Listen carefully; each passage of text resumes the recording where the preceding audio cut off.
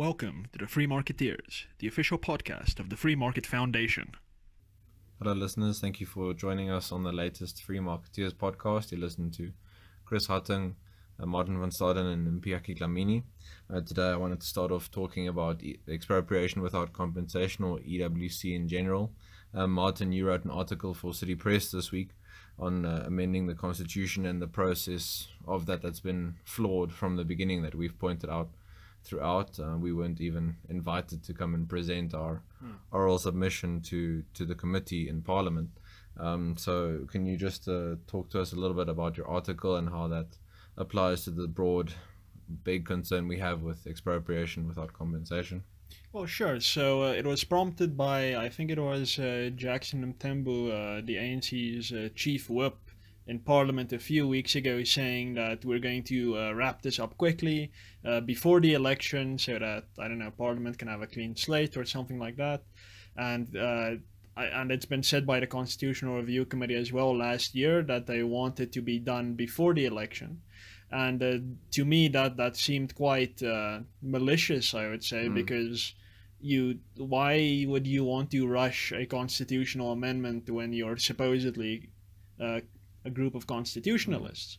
I mean, you would want everyone to have fair time for comment, form a national consensus on the topic, and only then, when there's a broad consensus, do you amend the constitution. So I was a bit concerned about that. But then, before the article was published, Parliament dissolved itself. Now I'm very confused because it seems like Parliament is still working. I don't know what the technical meaning of Parliament being dissolved means, but yeah, they're still doing some things. I don't know if you should be that confused, because to me sometimes it looks like one side of Parliament doesn't know what the other side is doing anyway. Exactly. No, yeah. So don't be too hard on yourself. Yeah. So it seems everyone is confused. So I'm still assuming the amendment will not happen before the election, because time is running out and there needs to be public participation, there needs to be comments and so forth, and we don't even have the final or the first text of the bill yet, so it's probably going to be after the election. So my article basically just goes into the fact that, listen, if you want to take this seriously, and I mean, we at the Free Market Foundation, and I would say all reasonable, rational people in this country, oppose expropriation without compensation.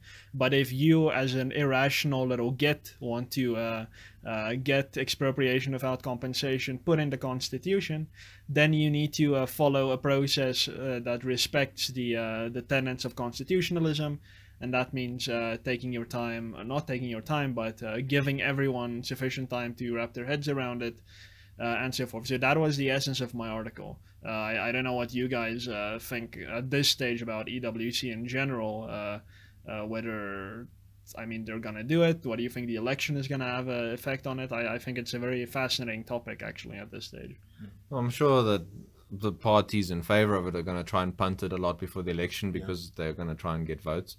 So I think that's expected. We know that before any election, parties try and garner votes by promising people that they'll give them, X, Y, and Z. What better way to get someone to vote for you than by telling them they'll do stuff for them? But I don't know, my general feeling is that it's going to happen, maybe in this watered down version, which to me in principle is still, it's, you either have property rights or not. Whether it's a watered down way of them doing it, maybe it'll be more palpable for foreign investors, but once you do away with property rights, then they're gone. Mpiyakhe, do you think Mpiyakhe, do you think that's too harsh an assessment, or are you also in agreement that we're probably going to get it? The likelihood is that we will have EWC. That's the likelihood. I think that will not change up until the point where the parties championing it have less than the required percentage of votes, which should be 75%. Until they have less than that, then we will likely see EWC. But I don't think you're too harsh. I don't think you can be too harsh on this, because if you just look at the projections, even the most conservative projections, it will be an absolute disaster. There was an article I read on Zimbabwe, and about how they're basically tracing back how their version of EWC, the land grabs that happened in the early 2000s, eventually led to this point where they now have an inflation crisis, where there's not enough liquidity, they don't have enough currency to just conduct basic business. And the funny thing is, one of the proposals made by the Tendai BT, one of the opposition leaders there, was that Zimbabwe should join the currency union with South Africa, Namibia, and Botswana. So basically use the rand, because that's what those countries use basically. And then, no, not Botswana, but South Africa, Namibia, Lesotho, and Swaziland. So this was funny to me, because South Africa is heading in the wrong direction, and these guys, because we are still in the right place, even though we are heading in the wrong direction, then these guys want to join us. But I don't think they should look again, because we are doing exactly the things that they did to get where they are. So yeah, we need to dispel this myth that it can't happen here, right? And I'm still hearing this and seeing this on social media, this idea, no, but we have a constitution and we have good courts, so don't worry, government can basically do whatever it wants, we'll just be prosperous anyway. I mean, that is a very dangerous idea to hold. Please, listeners, don't fall for that. It doesn't matter how articulate the president is, doesn't matter how articulate the Minister of Land Reform is, doesn't matter what nice things they say. The idea that they are working with here has always and every single time led to destitution and tyranny. Every single time, without exception. Scandinavia didn't do it, so don't say, well, Scandinavia did it and they're prosperous. They did not do that. Property rights are sacrosanct in Scandinavia. Yes, Mozambique did do it, and I do not want South Africa to become as poor as Mozambique. So please, come on. It doesn't matter what people say. Don't touch the constitution. Even talking about these different case studies like Zimbabwe, Venezuela, and what the lack of property rights or the taking away of property rights has done for them. I don't even, maybe, you know, if you have the sort of information overload, just put that out of your head and focus on the South African experience. EWC is a reincarnation of apartheid law. It's going to take away the rights of all South Africans, and it's going to affect the majority of South Africans, which is black South Africans. This was done under apartheid. The black South Africans were denied their property rights, and this is simply another way of the state trying to take away what, you know, your property should be yours regardless of what the government wants to do with it, its plans, that kind of thing. So don't you know, worry too much about, oh, it's caused this in other countries. It's here, it's at home, it's in South Africa, and it's going to result in disaster for this country. Yeah, look, so if you look at a lot of these examples of countries that turn into tyrannies, it's usually not big corporations who first lose everything. What happens is those companies cozy up very, very closely to the ruling elite. They get the contracts, even though the state owns all the land, there's no property rights. Those companies get the rights to mine, whatever, to farm. And it's usually the little people who don't have any kind of relationship to politicians who get their property expropriated. Political opponents are particularly vulnerable to this kind of repression. But if your intention with EWC is to get at these big, mostly white foreign companies, bury that delusion. I mean, the worst that can happen to them is they're going to say, okay, but cheers, we're leaving. Bye. But what is probably going to happen is they're going to say, okay, we're going to become very close friends with the ruling elite, and we're going to keep on doing what we're doing. What you should be worrying about is poor people who have just tasted property rights for the first time in their lives, for the first time in their family's existence for generations. They have property rights, and now with EWC, that's just gonna go away. So worry about vulnerable people and what EWC means for them. I know we've touched on it a little bit before. This study, which was done by Dr. Rolof Potter, and it just shows that just on this point of people leaving and capital fleeing South Africa, it shows that the countries they studied that implemented an EWC type policy, there was an average decrease annually. This is every year, an average decrease of 13.9% in capital formation. And now in South Africa, we in 2018. The Treasury estimates that we will likely have a decrease of 0.2% in capital formation. So this is just talking about EWC, not doing anything, not implementing anything. And right now, so as of when the study was done, our capital formation was at 19.7% of GDP, and according to the National Development Plan, it needs to be at 30% of GDP for us to get 6% growth. And then our developing economy peers, their capital formation, their average capital formation is at 40% of GDP. Jeez. So we are massively underperforming. We're not doing nearly enough to create capital, create wealth in South Africa, and this will eventually affect poor people, whether you're on social grants or whatever. Because one of the important points made in the study is when growth is affected, then obviously it affects taxes, it affects the ability to pay out grants, it affects the ability to provide education, healthcare, all of those things that people claim that they want, but which they do, they implement policies that counteract those things. So already, so it's already affecting us, and it will likely get even worse this year. Yeah, it's very, I don't know, mind-blowing that governments will want to pursue these policies which they know result in, you know, decline, economic decline, that kind of thing. But you know, even though we're all in agreement that it's probably going to happen, you know, I think we believe that it's the right thing to keep fighting against it, and we'll continue to do so. And you know, to the listeners, please continue sharing our articles and, you know, supporting the FMF. Even if you are the most cynical person about government and you think that they just want our taxes, EWC does not make sense, because they will be getting less taxes. They're already getting less taxes. These things, these plans eat themselves. Exactly. You see in the logic, but yeah, all we can do is keep fighting against it as best we can. Moving on to our next topic, Dawie Roodt was here on Wednesday evening. He presented a talk at the FMF on the budget. You can find that on our YouTube channel if you'd like to watch it, and please watch it and share it.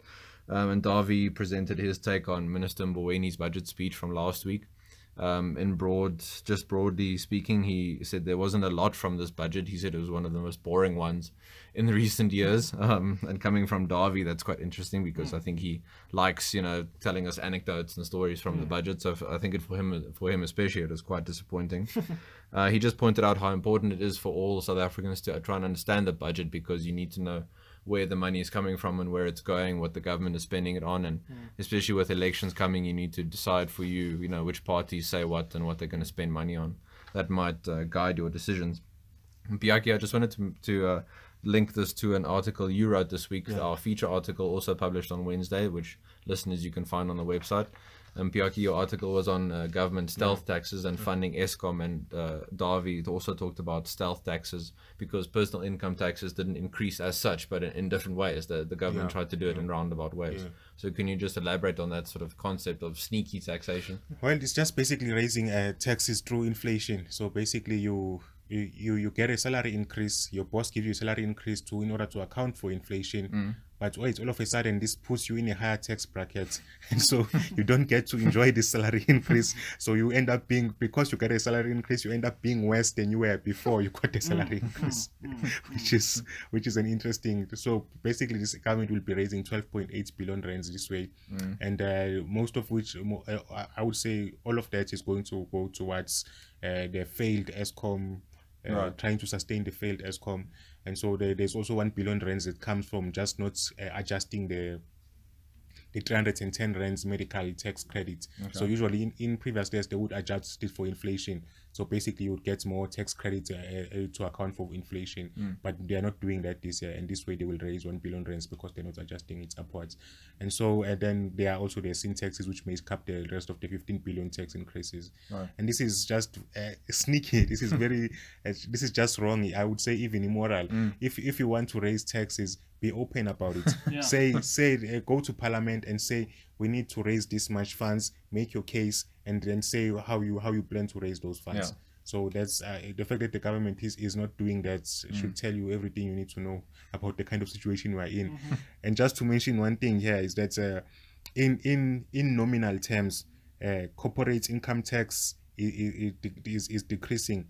So last year, you mean the collection or the money they collect from corporate income taxes? This is I was gonna say, if they slash corporate income tax, then hallelujah, but I doubt that. This is in nominal terms, so it means like basically the last year it was supposed to be 231.2 billion.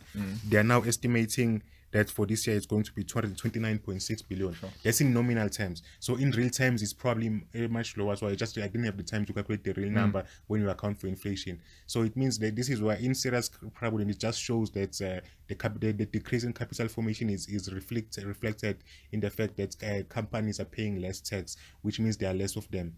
Yeah. It's almost as though anti-individual freedom policies have an actual negative effect. Yeah, Right, geez. Martin? Yeah, no, I mean it's not like we warned against this repeatedly, but no, I agree with Mpiyakhe. There's something extremely malicious about the stealth raising of taxes. I mean, another point I made in my EWC article that Dennis Cohen, the constitutional scholar, made in the 60s, was that a constitution and its own text doesn't matter. Like it matters less than a culture of constitutionalism amongst the people, and then especially amongst the ruling elite. And when you have a minister of finance and a treasury finance department basically raising taxes on everyone without saying so, that is to me at least a clear indication that there is a culture of constitutionalism lacking. Because they basically know they're doing something wrong, otherwise they would have announced it. They know they are doing something wrong and they're just powering ahead with it. And I mean, they, like Mpiyakhe says, this is probably all gonna go into the bottomless pit of funding state-owned enterprises, even though it's not going to be nearly enough. No. I mean, Dawie made the point, I think Mboweni gave Eskom 23 billion over 3 years or something. Yeah, 69 billion over 3 years. Yeah, and 3 billion per year. Yeah, so 23 billion per year for 3 years. And he was confused. He was like, this is not going to do anything. It's just a waste of money because this is not nearly enough for Eskom. Now, I can't imagine that this stealth tax increase is also going to make a difference. I mean, what is Eskom's debt? Is something like 40% of our GDP. I mean, I'm not an economist, but like there's some insane number like that's just, it's out of this world basically. So none of this is going to work. What they're doing is not going to work anyway. So rather do what we've been saying, and it's going to be a very bitter pill to swallow. It's going to be very painful. It's going to be very expensive in the beginning maybe, but in the long term it's going to save South Africans a lot of money, and the sooner we get the pain over the better. And that is to immediately, right now, in some way deregulate the entire energy industry. Not preferences for renewables and preferences for nuclear or anything. Just leave it. Get out. Repeal all your regulations, all of it, and just leave it. And then take Eskom and privatize it. You need to get the state's hands off of Eskom. And if that means that they need to spend all of the taxes that they collect next year on paying off Eskom's debt rather than on other things like the military and the police, then so be it. Right. Private security may need to pick up the slack for a while. Let's hope nobody invades us and we miss out on the military. I mean, that's don't think it's likely. Yes, social grants are going to be hit hard, I would imagine. But if you want South Africa to have a sustainable future, you need to pay off that debt and get rid of Eskom as a state-owned enterprise. So, I'm just curious, Martin. Do you think the SANDF as it is now could stop any country invading us? Well, maybe Swaziland or what do they call it nowadays? But yeah, no, maybe not our bigger neighbors. They just have a sense of competence about them. That's not necessarily seen in South Africa. But yeah, I mean, we need to get the state's hands off Eskom. It's not a problem of funding. It's not wet coal. It's not ash. It's none of that. It's incentives. That is the only reason. It's signals and incentives. That is the only reason we have a power crisis. That is the only reason. It's nothing to do with the weather and stuff. I mean, come on. No. We need to get the state out of Eskom, out of energy. Focus on things that the state can do with some level of competence. I don't want to say that too loudly, but just you failed at energy. Just get out. Yeah. I think I completely agree with you about taking your medicine now, because if we don't do it very soon, there won't be a social welfare system in the future or any of these things. So the government must decide, okay, we're going to do the hard measures now so that we can keep going, or we're just going to keep careening off the cliff and have to deal with even harsher consequences. Right, and then just our last point before we end off, listeners, I wanted to mention next event at the FMF next week, Wednesday. That's on the 6th of March. It's an evening event, so registration begins at 5:45. David Coltart, a lawyer from Zimbabwe, will come and present at the FMF. He'll talk about his experiences and lessons from Zimbabwe and apply those in the South African situation, what that can can tell us about where we might be going, and signposts, that sort of thing. Martin, do you have any background on David? Anything of interest? Yeah, so I believe in the early days of Zimbabwe, 1980s, he came to South Africa, but then Robert Mugabe, when people still thought he was going to be a good liberator, asked David to return to Zimbabwe to enter a life of public service. And he became, I believe in the early days, he was the Minister of Education. He was a minister of something else as well, but basically he was a member of their parliament. Today he is a senator in the Zimbabwean Senate, although he must tread very carefully when he is in the country, because his former friend Robert Mugabe is no longer too keen on him, and his government. I mean, Mugabe isn't president anymore, but he's it seems like a persona non grata in many circles in Zimbabwe nowadays, simply because he believes in this very archaic and, I mean, very old-fashioned idea of freedom and constitutionalism, and they don't like him very much for that. So yeah, he's definitely in the liberal tradition, believes in freedom and liberty and constrained government. And I would definitely recommend anyone who wants to understand a bit more of what went wrong in Zimbabwe, how those economic questions, that lack of respect for limited government could lead to such a epic tragedy. And maybe, hopefully, the right people hear about the event and abandon the same trajectory that we have in South Africa. So yes, I would encourage anyone to come to this special event. It's a bit more expensive than usual. It's R100 entrance, but I think it will definitely be worth it. If you'd like to register, please go to our website and just click on the events tab at the top and register from there. Oh, George, sorry, because the rule of law underlies everything we do here at FMF, we will also be selling Martin's Van Staden's recent book on the introduction to the rule of law and the Constitution. It's 150 rands, if I'm not mistaken. Yes. Yeah. Mpiyakhe, have you started reading your copy, or? I am getting that. Okay. I look forward to the review. I think I'm about 100 pages in. Okay, and so far, like, it's pretty, like, there's a few issues here and there. You know, I'll bring them up in my review one day. But, but for now, I think it's pretty good. Okay. Listeners, thank you very much for joining us. Martin, will you please just remind everyone where they can find us and follow us? Yeah, definitely. Please subscribe to this YouTube channel so that you can stay up to date with all of our new podcasts that we are putting out every week. That is the big red button right under this video. Then follow us on Facebook, that is Free Market Foundation South Africa, or facebook.com/FMFSA. And of course, follow us on Twitter. It's at FMF South Africa. And then always please visit our website, www.freemarketfoundation.com, to stay up to date with all the many things that we're involved with. Thanks for listening. Cheers.